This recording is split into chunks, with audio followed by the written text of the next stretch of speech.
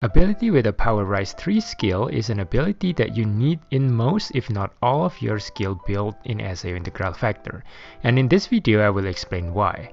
Power Rise 3 is a skill that can be found in some of your abilities or passive skills, and it can give you up to 800 flat attacks, which is amazing.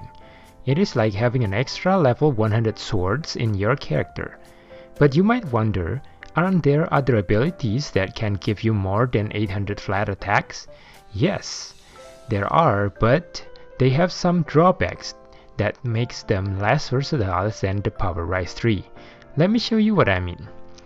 There are some abilities that have Power Rise 4 skills, which can give you up to 900 flat attacks. However, they also have negative effects that reduces your defense by 30%.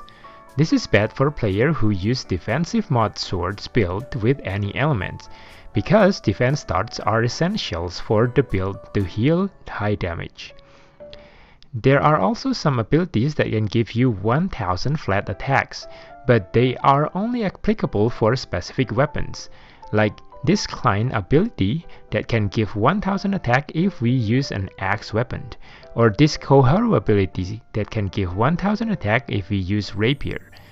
But this means that you can't use them for any other weapons type. On the other hand, Power Rise 3 abilities usually have a negative effects too, but they also come with other great skills that make up for it.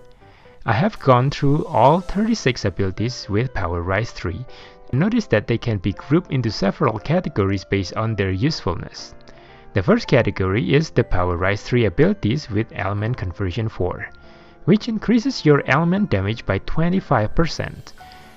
They also have a skill that increases our attack by 20% when we use or don't use a certain characters on our set. These are among the highest percentage increase that you can get on the attack and the damage stats.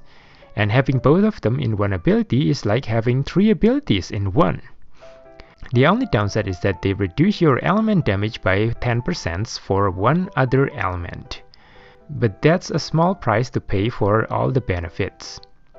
Some of these abilities are also awakening abilities, which means they can boost your damage even more when you use Rush. There is also a variant of this ability that is not an awakening, but they are still very good since they still have the skill that can give 20% attack and 25% element damage. Other variants that was recently released is the ability with the Element Conversion 5, which increases your element damage by 30% instead of 25%.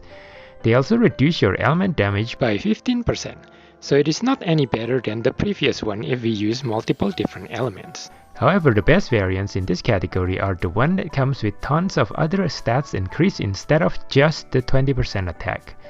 These are this Kirito ability skills, this Heathcliff ability, and this Silica ability. These abilities can give you many different stats increases if you meet their requirements.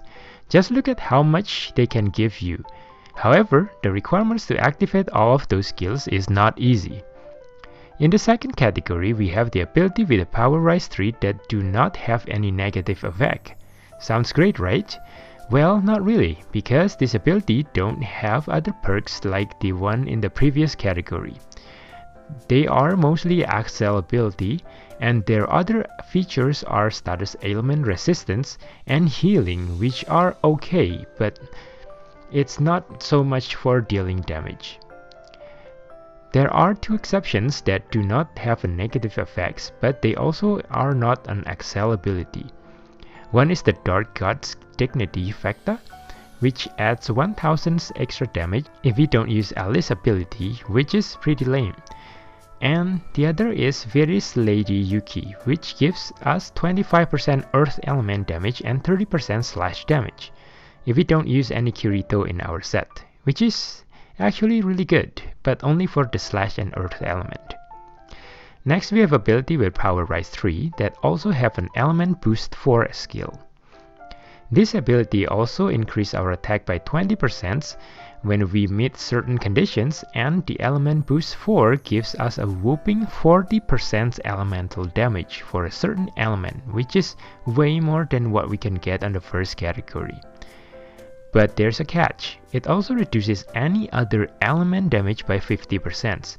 This means that we can only use this ability when we have a build with only one element, which is hard to pull off. These abilities are also just normal abilities, not awakening or excel abilities.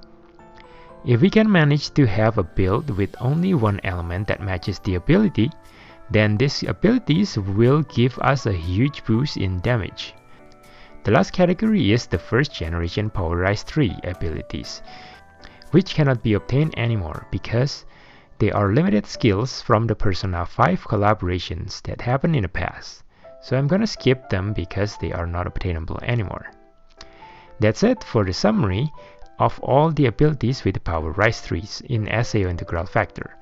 In general, if we can only get our hand on one of those abilities, the best one to go for is the one in the first category, with the element conversion 4, because these abilities gives us 800 attacks and 25% of one element damage and 20% attack with only one minor drawback, which is the minus 10% on the other element, which is totally worth it, especially if you can get multiple different skills effect like the Heathcliff, Silica, and Kirito skill here. With this ability, we can have a build with different elements, which makes them the most versatile compared to the other Power Rise 3 on other category.